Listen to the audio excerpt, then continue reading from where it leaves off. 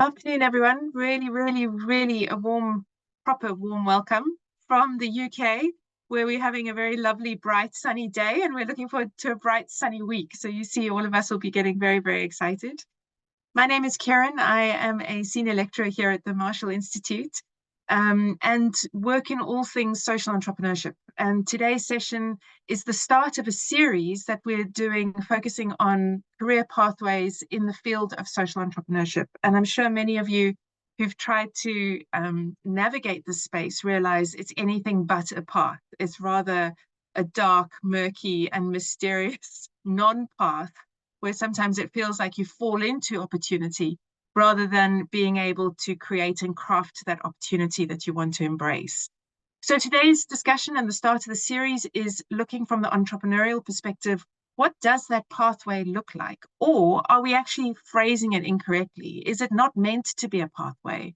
Is being a social entrepreneur or working in the field of social entrepreneur in the field of social entrepreneurship, is that not more what it's about? The fact that it is flexible, that you're responding to your values, that you're deeply connected to the society and the community that you embed yourself in.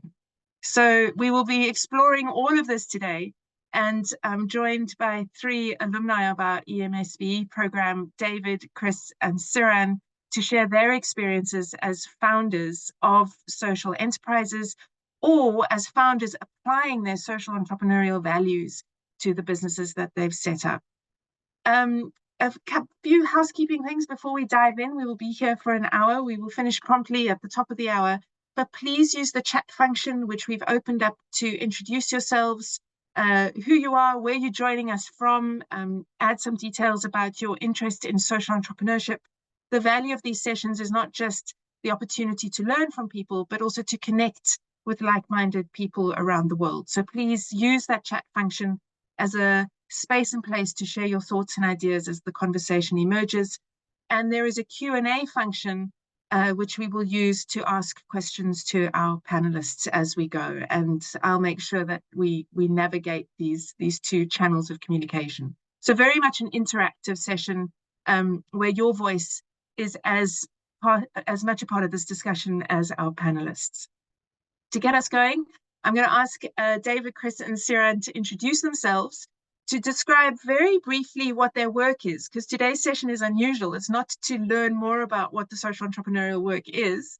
So to explain very briefly what their work is, but also what I'm really curious about is what the values are that underpin the work that they do, because I have a sneaky suspicion that this is fundamental to our career pathways that we take.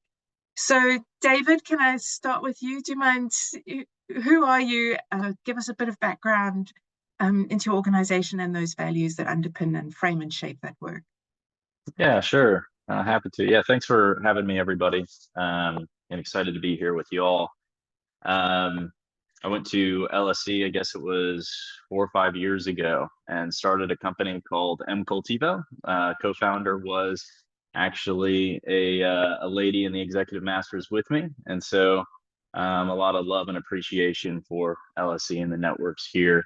But Cultivo has been going for 4 years, and we partner with specialty coffee producers, so small to medium-sized specialty coffee producers, to help them grow their businesses. And we do that really in 3 ways. We professionalize their operations with our technology infrastructure. We capitalize their operations, so get them access to finance, and then we commercialize their specialty coffee production. So we run global auctions, and we have a marketplace for their green coffee production that's focused on B2B.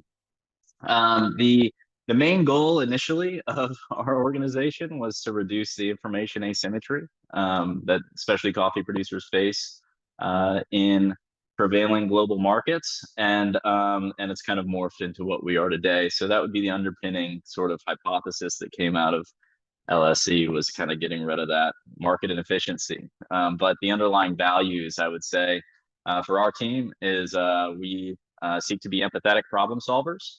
So you guys will all be very familiar with that. We seek to build trust with those relationships. So the idea being that empathy is a pathway to building trust, and we need trust to be, which is the third, radically generous. So with our skill sets, our talents, our resources, as much as we possibly can for our market. The fourth one is we have to be tenacious. So we're going to fail a lot in what we do, and we sort of have to be scrappy, bootstrapping. We need to get things done. So all of these kind of cliche terms, but it all comes down to failing fast and then iterating, and that just takes a level of tenacity. And then the last thing is related, which is constantly improving. So those are our 5 core values of our organization.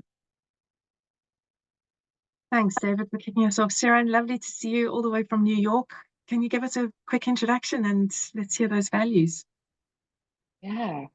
Um, oh gosh, I'll start with just saying some of those same values are very much what we live and breathe in our day to day.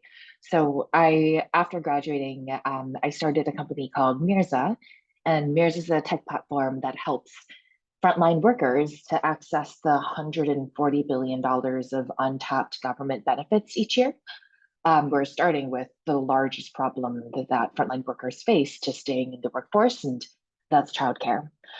And when so much of, gosh, I don't want to just repeat all of the exact same values that David talked about. So I think mainly one of the most important, I'll instead talk about one of the most important driving forces for us is actually having to figure out a business model that is a triple bottom line. So every single person in the value chain, every single stakeholder wins. So we work with employers and Medicaid payers, and those are our customers, but the employees and the Medicaid members are the folks who actually benefit from HRSA. And so everyone wins because 1 in 4 parents quit their jobs over the cost of childcare. Childcare is the top reason women of reproductive age miss doctor's appointments. Being able to find a way to align the incentive to pay and make sure that the folks who are some of the neediest in America get access is really why we exist, and so much of why this program at LSE has actually helped us build the business model. Thanks, Darren. It's lovely to see the values overlap. Chris, over to you for to add to the values list. Yeah. Hi, everyone. I'm Chris. I'm a co-founder at a company called Topline. And Topline is a business growth platform that I'm going to piggyback off Saran, that came out of a lot of the work I did and project I did at the project, the altruistic entrepreneurship project we did during the master's program at the Marshall Institute, where we were trying to create like an access marketplace for specifically social impact consultants to find better opportunities. And through that exploration, kind of realized there was huge inefficiencies and problems in kind of broader consultant markets across the world. And that's what Topline is trying to fix. And kind of, so we have some very kind of big goals and big values around access to the kind of tools and resources you need to grow a business and kind of create true professional freedom. And so I spent my whole career, even before Topline, kind of working like democracy and civic action. And probably the biggest value, like I love the word access, but is meritocracy, and trying to create like a global system that is truly meritocratic and truly open and accessible to everybody. And there's some fast moving trends that I'm really excited to talk about today that are kind of lining up nicely for that. But there's a lot of work to be done and a lot of structures to change to kind of, lead to true like meritocracy and kind of professional freedom for everybody. So that's what I'm working on at Topline. And a lot of those values and learnings came right out of LSE. So excited to be here, and thank you for the opportunity to chat. Thank you, everyone, and thanks for the unusual introduction. The next question, and I'm going to stay with you, Chris, on this one, which is why did you take a social entrepreneurial pathway over, say, the joining a multinational or joining a corporate or a professional path where, there's a strict hierarchy and your parents can track your growth along it and feel suitably proud, and everyone else feels and touches that career pathway? Why take this other road? Yeah. I love that. I love that question because it kind of stems from the first kind of entrepreneurial leader that I met in my career that inspired me to join my first startup. It was called Nation Builder, as a civic tech platform.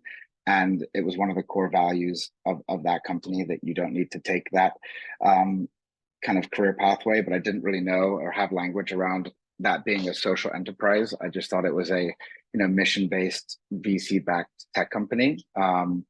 And I think the kind of, I'm going to talk about kind of like the word vehicle a little bit, like what vehicle are you choosing to kind of hold your career in your professional growth? And, everyone has choices of what that can be, and like when it serves you to be in a company versus not being in a company. And for a while that did serve me, to be an employee at a company. But there was a time where I kind of wanted to take a step up. And that's when I found, very luckily, found the master's program as a way to, I saw social business and entrepreneurship. And I was like, I think those are two things that I am both in, but I want to understand more and put more language around. And, got into the program and joined the program as a way to hopefully step up my, my career. And it helped me put more language to what I was doing. And I loved the language around not just entrepreneurship, but intrapreneurship, and trying to kind of step up within an organization, because I think that's a very valid path. But sometimes it also helps you understand the limits of the vehicle you're in. And that kind of caused me to understand that there wasn't that much entrepreneurship or intrapreneurship I could do anymore within the current organization, which led directly to founding Topline, a year or two after I finished the program. So I think kind of following your values, doing something you care about, but then upskilling yourself so you have the confidence and language to know what you're going to do next, I think is kind of a big part of my journey, and helped by the program. Saran, does that resonate with your experience, this feeling a bit trapped within the more traditional approach, or was this always your goal to be social entrepreneurial in your career path? That's funny. It's funny because the career paths don't seem really that linear when you're in them. I would say when I joined the program, I did not expect to start a company, and would probably have answered that I'm just a very risk-averse person, and this is not in the cards for me. It was a combination of learning some of the skills in the classroom, but then also finding an opportunity that actually really resonated so much with me that it became a no-brainer. I think career path is just a funny word, because it's so much easier to be able to look at our resumes and tell a story around it, when actually I don't think that's ever really the case. Personally, I always just did things that I thought were interesting and that seemed really fun, and would push me. Yeah. I'm going to pick up on that point of risk, David, because I know when we spoke, you were talking about being unemployable in the system, but also we sometimes think of traditional career pathways as being less risky because they are more seen as being more legitimate, more stable.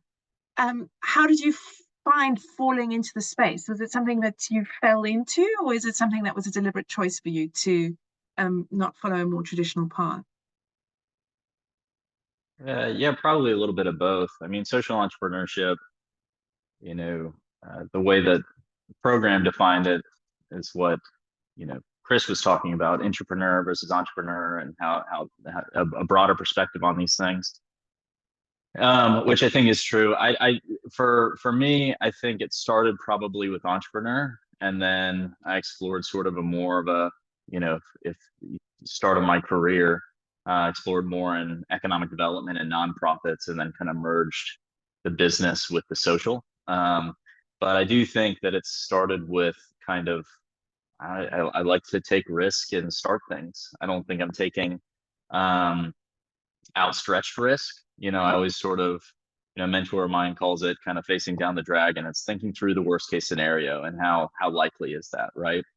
And so think there's risk associated with a more corporate career as well, or a multinational.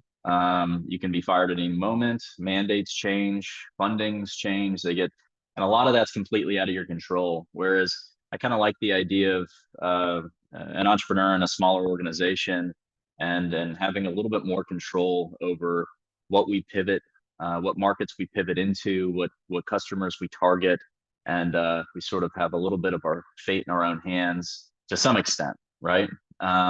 There's market conditions, and there's other things that we can experience, customers go out of business, those kinds of things. But all in all, I think there's risks associated with both, and people look at entrepreneurship, and for good reason, and they think it's kind of a crazy thing to do and a hyper risky thing to do. And I think that's a little bit overplayed. So that's what I would say. Sticking with that, in terms of the risk, we hear there's a lot of mythology around social entrepreneurship. It can do no wrong. You're all described, I'm sure, variously as hero, heroine, social entrepreneurs, but there must be bad days when you sit there and you regret not having a monthly check coming into your account every month, or a 9-to-5 job. What would be the triggers that underpin those moments of regret? Do they exist? Don't they? I will talk about the positives, but I think it's also really important to kind of sit there and go, when are there ever moments when you sit there going, damn, I wish I'd followed my parents' advice and been and then insert the label here. David, I'll start with you, seeing it kind of helped lead into this one. Yeah, no, I mean, there's people talk about peaks and valleys of entrepreneurship, and I wouldn't even say there's certainly bad days and there's good days, but I think there's also just part of the insane roller coaster it is there's bad moments and good moments throughout days. I mean, raw off a conversation with a customer yesterday, a producer in Panama called me and chewed me out because a portion of our platform failed at a critical moment for them, right? And we're trying to do good things, but technology fails at times. And that's just the way things go. And so that was certainly not a good moment or a bad moment. And when those things hit, the immediate reaction is you get in kind of a mental loop of maybe we should just call it quits. Maybe this isn't for us. And this is, you think that would go away at some point, but we're 4 years in and I still have some of those thoughts, right? I don't think that's going to go away.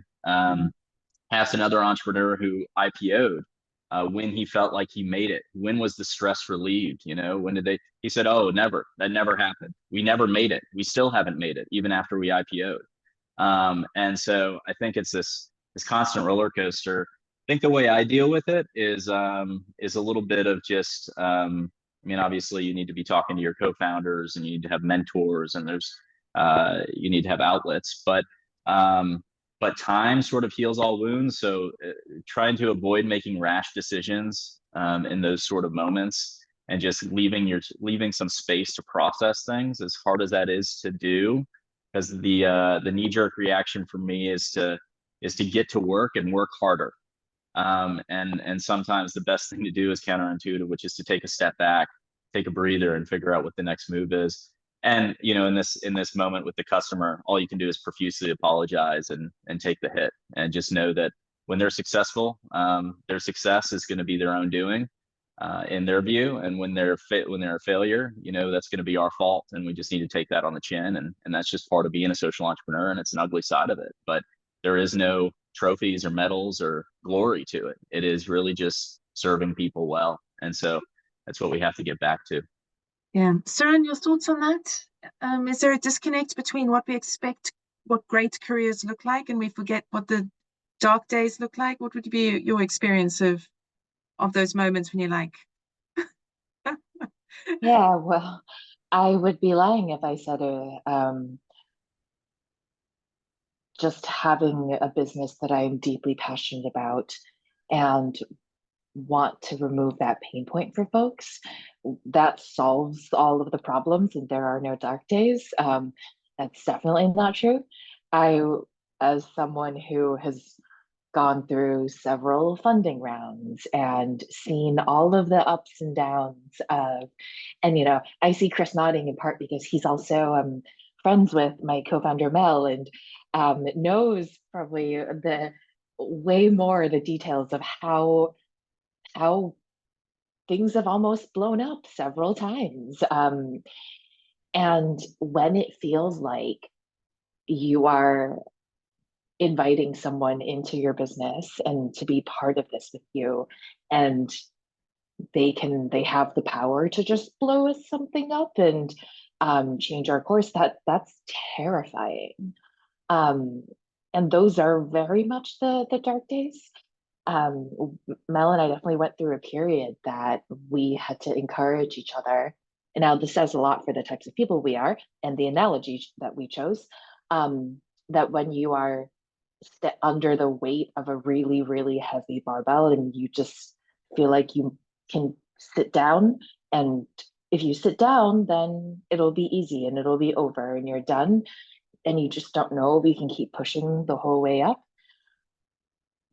We had to tell each other to just stand up, and we're not the types of people who give up and just don't know, and aren't willing to know what we're actually capable of. It's coming from you. I mean, that strikes me, accepting that there are dark days no matter where your career is, connecting your career to values. Is that part of the way that you push through the dark days, rather than it just being a transactional relationship between you, your boss, and the kind of corporates that you work for, the business? Yeah. Yeah. Okay. Yeah, I mean, for me, before LSE, I was an early Uber employee. I went through the hyper growth, everything is great. In New York City, Riverdale Sharpton was helping rally for us, and we were the darling of the tech industry, and everyone in New York loved us. And then in 2017, everything just went down the toilet. Delete Uber, the Susan Fowler memo, and then you start it was a horrific year. And that was a really, really dark time. And I would be lying again if I said I didn't think about quitting. There were so many people around me who quit. What kept me going at the time was there were 200 people whose jobs depended on me and reported to me, and they matter. And that's why I never left Uber back then. But now that's an entirely different calculus when I think about what we're trying to solve with Mirza, and how access to food assistance and childcare, so you can work or go to school. It's this completely undignified, horrific experience that we're trying to actually restore and bring humanity to. That actually is much more motivating and what keeps us going. I like that. Yeah. Chris, your thoughts? Yeah, I love hearing that like story between like Uber and then into Mirza, is because I think it kind of like at the broadest scale, like it does show that there can be motivation kind of in and purpose in any company, right? And all businesses have, in my opinion, some social impact that they are trying to achieve, whether that's just employment and scale of service, right? There's, to me, like that's what really struck me about the course, like being titled social business and entrepreneurship. It is like connecting that, business to whatever its social impact is. But obviously there's a huge scale of that, right, between Uber and Mirza in Saran's story, and kind of my story of it kind of into top line, and I guess for me, kind of to answer your original question about kind of the dark days, and like I think you do have to be ready for it. There is an element of, some people could jump right into kind of entrepreneurship, and social entrepreneurship being, I think, kind of that extra challenge. But like there are those experiences that you might want to have as a younger, person in kind of other structures. And that is a common path. And I don't think it's crazy, to say that has a lot of value in a lot of ways.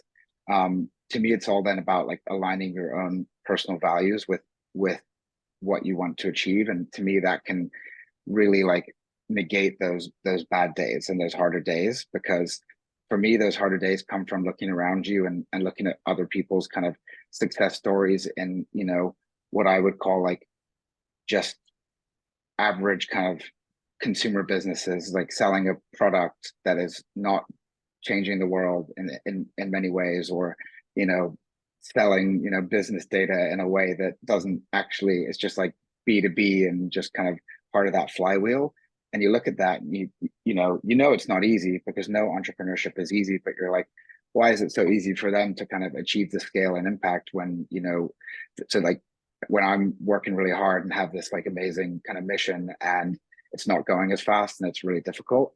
But then you sit there and you think, I'm aligned to my values. I feel like confident in the mission that I'm attacking and I'm starting. And, you know, and I do have like a path to that scale. And to me, that's always been important, is to, you know, be able to have that impact, you know, at scale as well. You know, but that doesn't have to be the case, you know, for everybody, depending on what those kind of values are. So it's just really like understanding your own values. And some people know that, you know, when they're 18 out of university, and some people, you take a while to really like figure out exactly what that is.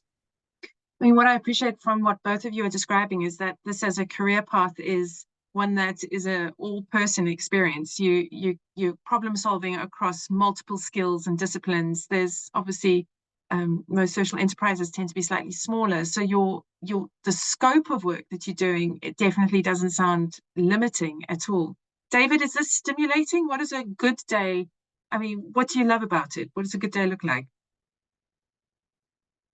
Yeah, I mean, there's nothing better than, you know, the triple bottom line that Saran mentioned. It's nothing better than when that aligns, when you can kind of hit that sweet spot. I mean, our business, you know, the customers that we serve are the people that we're generally trying to have an impact on, or an extension of these coffee producers, and they're connected to farmer groups and so on.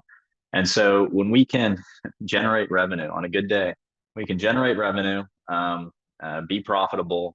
You know, there's margin on that revenue, in other words. And we know that there's a social impact that results of that. I think that's a good day. That's a really good day. I think the other thing that we're starting to see is, you sort of, you know, you can reap what you sow in a positive way, right? And so oftentimes the people that have the most positive experience with us, as an organization, including team members, but customers, team members, any stakeholder, investors, they're often the quietest, and so you don't hear from them as much.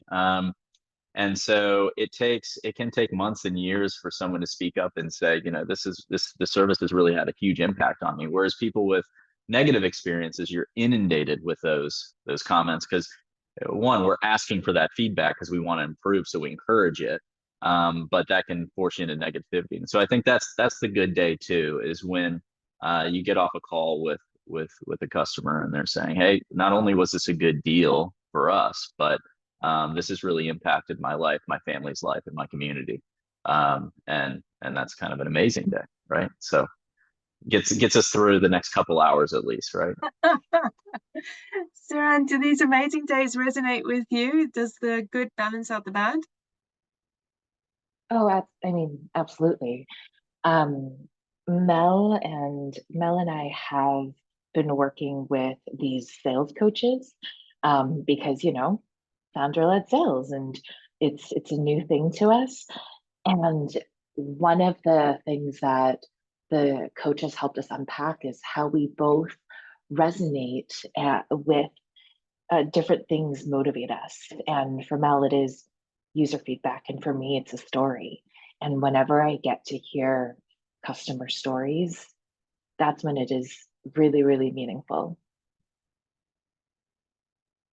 What advice would you give to someone who wants to take the still unusual step to engage in social entrepreneurship? Chris, let's start with you. What are the tips, or what advice do you share with people?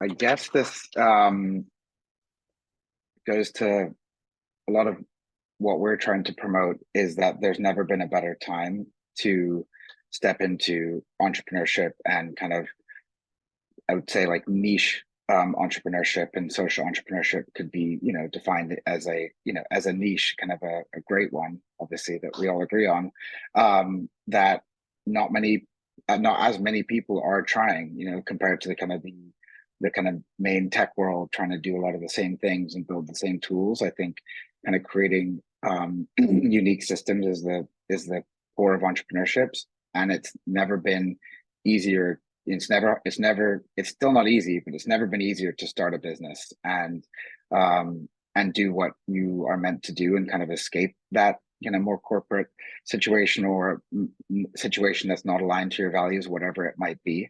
One of the stats we look at a lot is in like 1990, 6% of the American workforce was doing any kind of freelance or non-employee work, and by 2030, over 50% of people will do some kind of start their own business, whether that's on the side or as their full-time job. I think we talk about career paths, and I really like, I can't remember the person's name right now, but she writes a lot about it as career portfolios, and having a full portfolio. And I think maybe we've all seen this a little bit in our journeys, that like the side thing, where that idea, that the project in my case that I worked on for a year, like the reason I became a co-founder at Topline is because I had the year background of studying and practicing that specific problem. Otherwise, there's no way I would be here doing what I'm doing. So like having the ability to do that portfolio or that side project could lead into the confidence to say this is now my thing, and it doesn't have to happen all at once. And so my advice would be, obviously don't jump into it before you're ready, but you can get started, and it's never been better to do that. David, what's your advice for folk?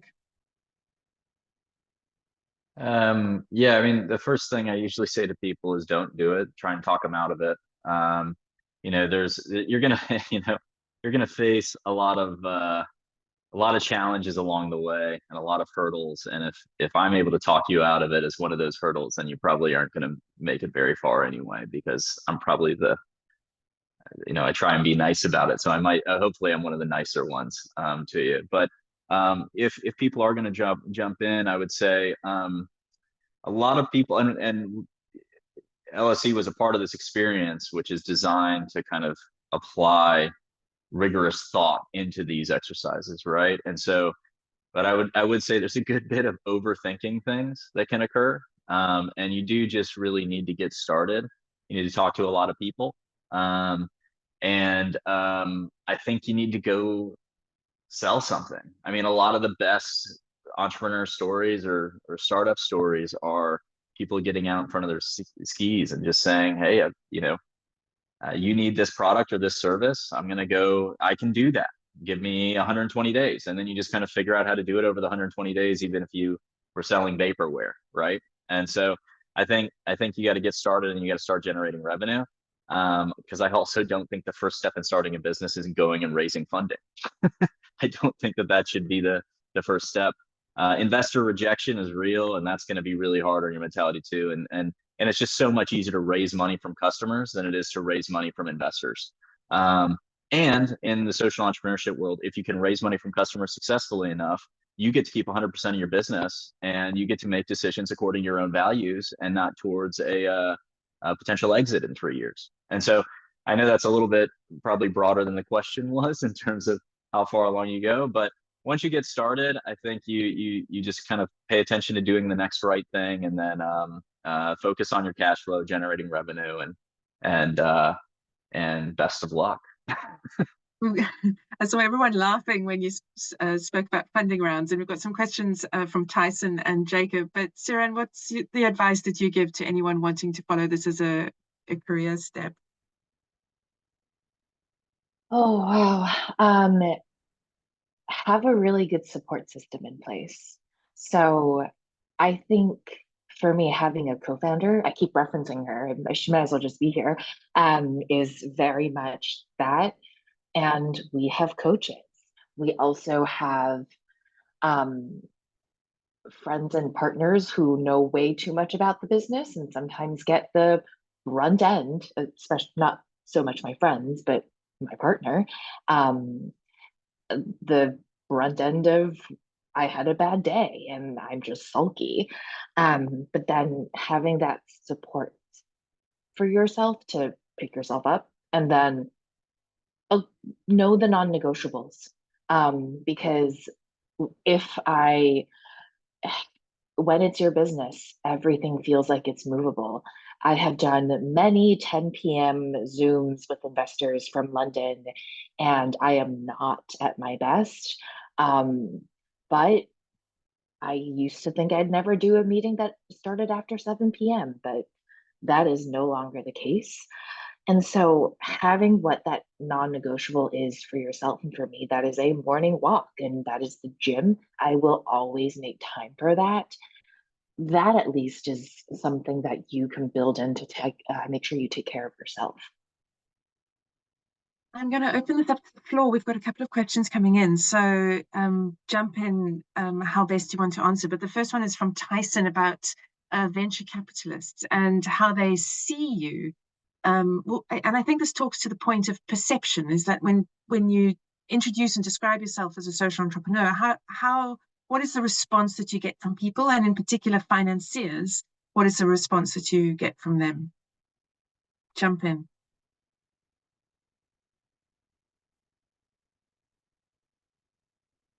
Yeah, I'm happy to take this, at least start the conversation. I don't know if I have, I feel like everybody's going to have different experiences because a lot of it comes down to the individual investor, and what they're looking for.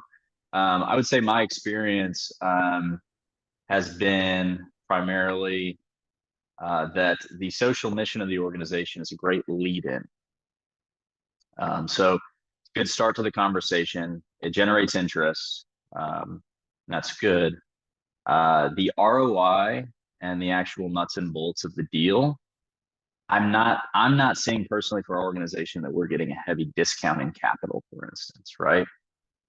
Hopefully we're attracting the right investors who are aligned with kind of our social mission, but a lot of the ones that are aligned with our mission um, wouldn't call themselves or refer to themselves as impact investors. I would just say we're angel investors, or we're VCs, or we're lenders, right? Whereas the social lenders I've gone to, for instance, because we're an agricultural product, there's a lot of social lenders in the industry that will go after coffee. They are the strictest ones on financial due diligence, harder than HSBC would be. And they want impact reports, and they want other things, right?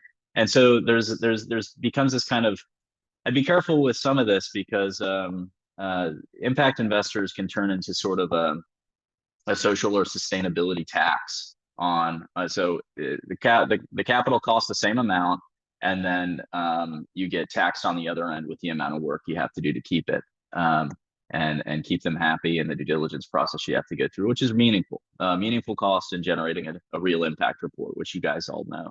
So I would say that so the venture capitalists that would look at us or perceive us, it would come down to a high percentage equity conversation that we generally said no to. It doesn't matter if they align with our values or not, what the valuation was, because we wanted to keep control of the business. But broader financiers, it's gone down to the individual. Does that person align with what we're trying to do? Not organizations, not, it's does that person, does that partner, does that lender, does that investor, do they align with what we're trying to do, and can we strike an economic deal that works for both parties? And it's really as simple as that. Great, Sarah, do you want to add to that?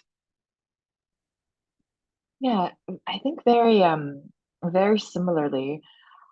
I would say it's not necessarily it's not that we get a discount or any less respect as a business for having a social mission or having a business model that is focused on a triple bottom line. I would share the sentiment and say we've learned to focus on investors who have the same, moral compass, but are still investors in this to make money.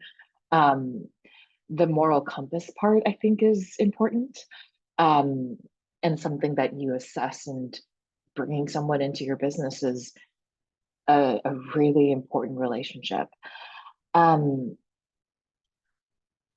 think at the earliest stages, though, so much of what investors will look for is, will this person run through walls to make this work?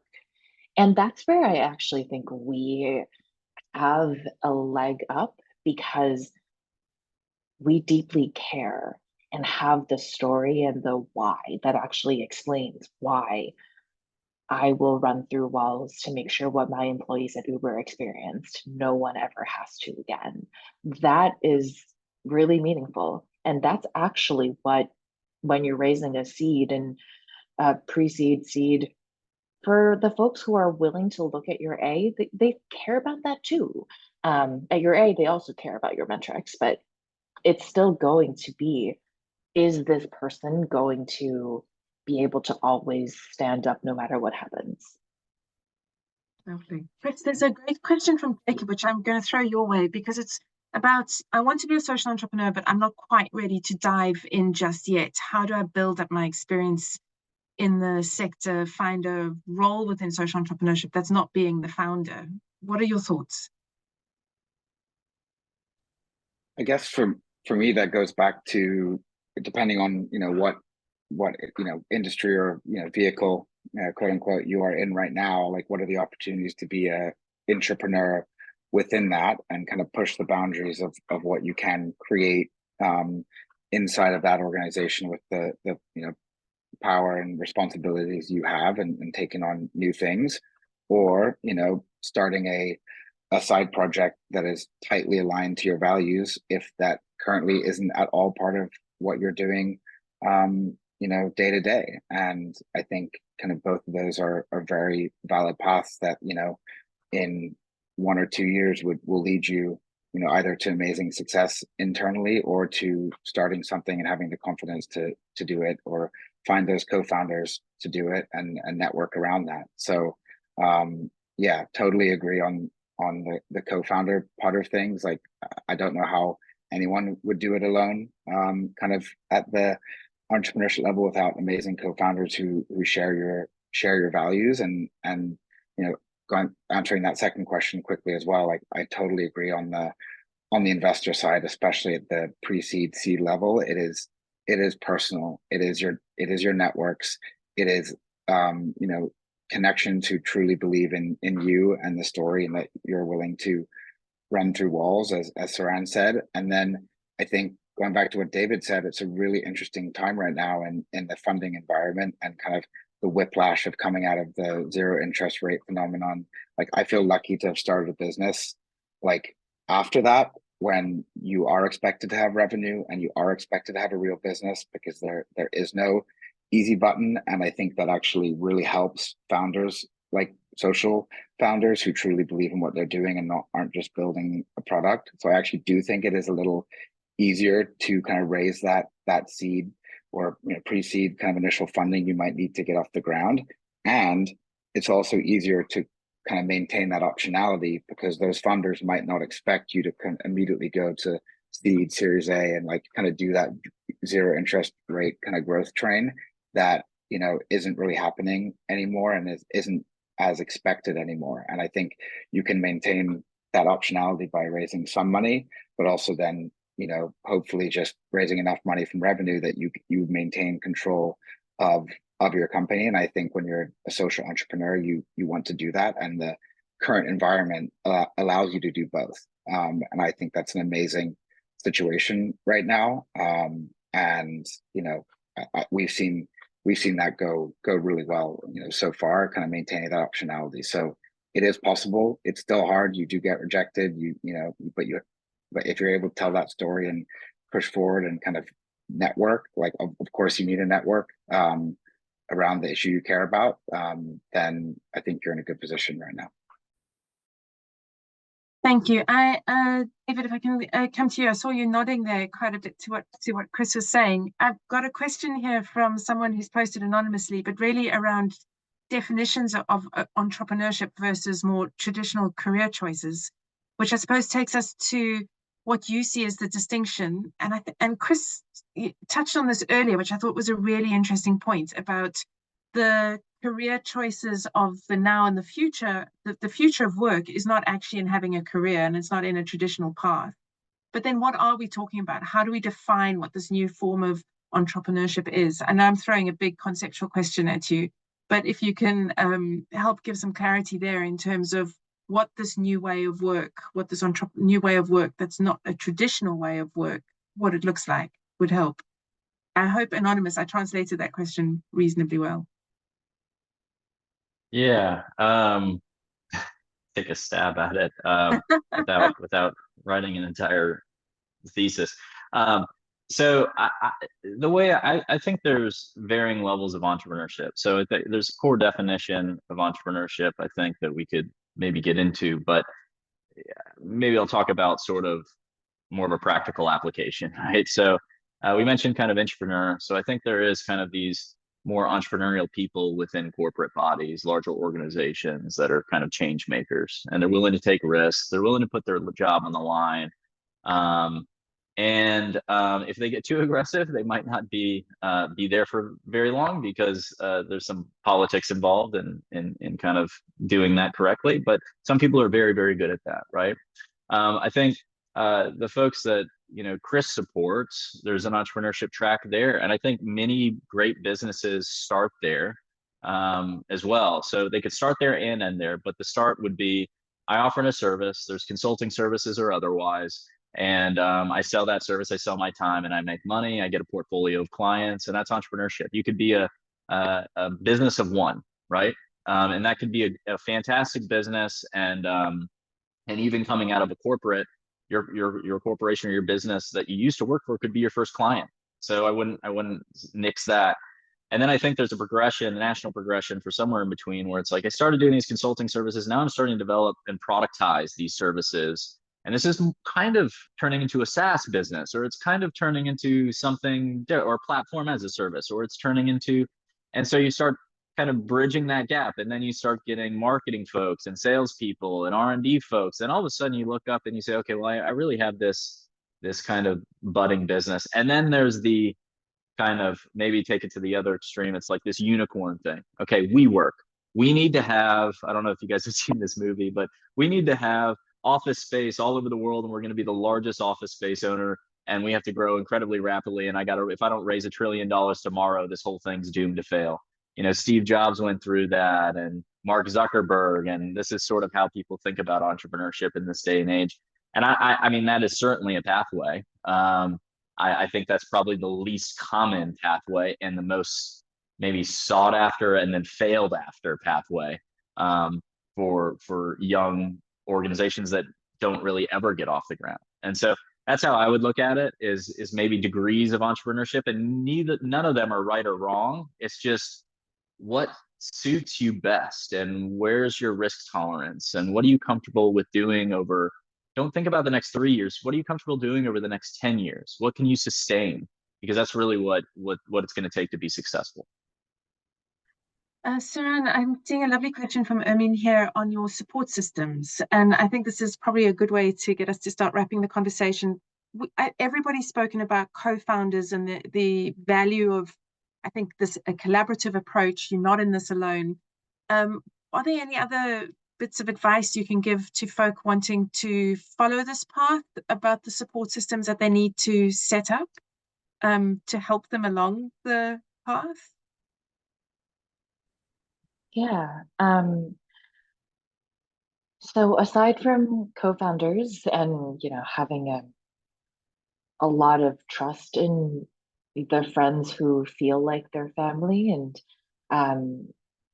I would recommend actually setting up some sort of regimen for yourself in terms of a support system as well, that's mainly for your own mental health. I guess part of this is my being more of a chaos sort of person, that if I don't have a specific start time every single day, and a very regimented, here's everything I'm going to do in the day planned out, everything is chaos. And building in that time, I think, is actually, in terms of time blocks, is really, really necessary. It's very easy to get your entire day filled up with meetings. And then at the end of the day, no actual real time for you to use your brain and work on the business and not in the business. So actually that time blocking part, I think, is, for someone who is chaos like me, deeply crucial. Thank you, Chris. Any last thoughts, pieces of advice? Yeah, I guess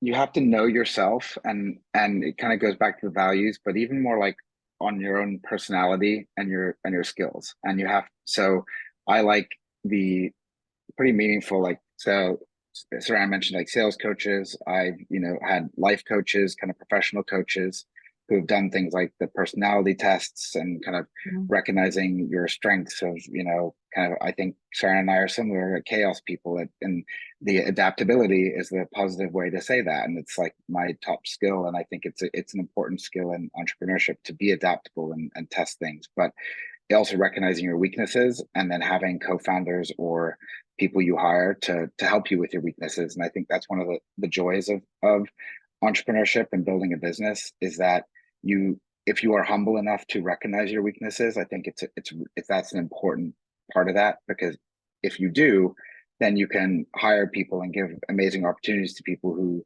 kind of help you and grow with you. And I think like that has just been an amazing joy of building a business, is kind of giving opportunity to other people while also like building an incredible team. And you need to know yourself before you can like, and be humble to understand how to build that all together. David, final thoughts? Over to me? Is that what you said? Yeah, sorry. Sorry, I missed that. Broke up briefly. No, I don't know if I have anything to add. I enjoyed listening to Chris and Saran just as much as the questions. But I guess the final thought would be, if anybody does want to reach out or have more discussions, I'm happy to talk. I am in London, so a rare in-person coffee if people are around, and then I'll see many of you in June, I guess, at the annual get together. So looking forward to that. Thank you. Well, thank you all. And I've tried to take notes and summarize, but I'm going to do this terribly. But just some of the quick points that have really struck me is the value of a support system. I think the importance of co-founders has really come through in today's conversation. I really love this point that we're a bit fixated on career paths and the traditional way of work, and that a values-driven, connecting your values, your personal and your professional values into one, which is essentially the social entrepreneurship career pathway, is the pathway of the future. And I appreciate you all for leading the way on that. Know the non-negotiables. David, I know you said don't do it, but I think everyone on this call, this is really an important step to doing it. The value of knowing your own moral compass. I think that talks to Chris's points there about humility as well, and knowing your points of weakness. It's okay to fail and learn from those failures. And again, just my last point here was partnerships, which I think is also part of the systems of support. From all of us here in London and from your favorite university, from the Marshall Institute, it's been a real privilege to have you today. Thank you very, very much. There were a couple of questions in the Q&A. Siona, I was thinking you were asking about money, and this sometimes it feels like a compromise that social entrepreneurs make, this trade-off between purpose and profit. Prof. Chambers is hosting a session on the 28th of May, focusing on folk who've made the career transitions from corporates into social entrepreneurship. And I think that will be an important part of that, because sometimes letting go of those golden handcuffs is an important part of that step. Please stay in touch with us. As David says, we love talking about social entrepreneurship. We're a wonderful network of alumni and students and experts and practitioners. So if you've got any questions, send us an email. We will answer that as best we can. And if we can't, we know lots of people who can also try. So just do please stay in touch. And on that happy note, at 4 o'clock UK time, thank you very much, and see you all soon. Thank you. Thanks, everyone.